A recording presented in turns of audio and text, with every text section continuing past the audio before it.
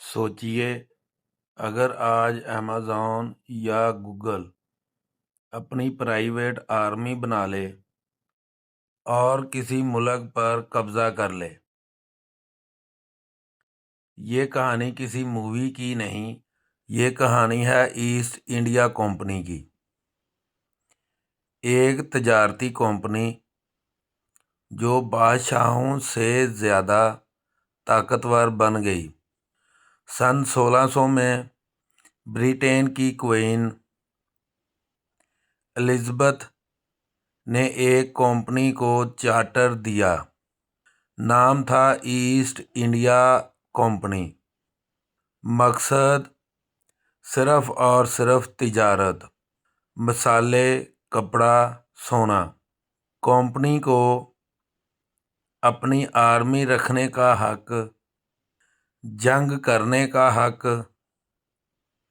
कानून बनाने का हक, यानी यह कंपनी नहीं, एक स्टेट के अंदर स्टेट थी।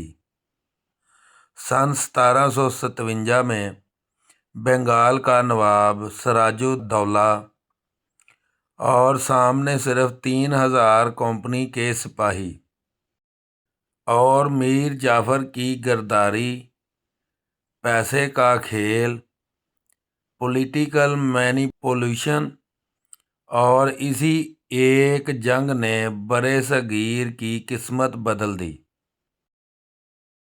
ईस्ट इंडिया कंपनी ने बड़े सगीर को जीता नहीं,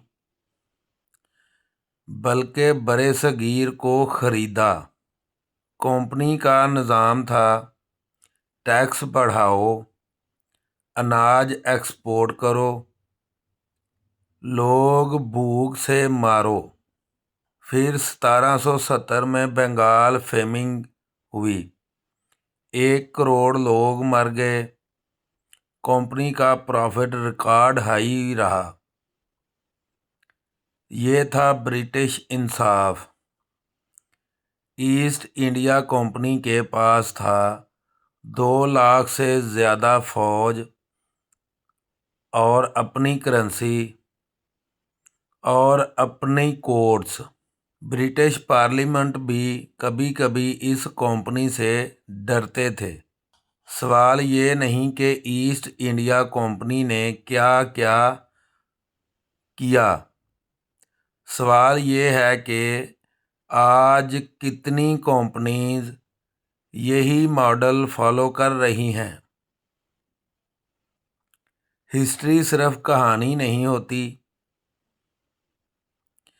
हिस्ट्री वार्निंग होती है।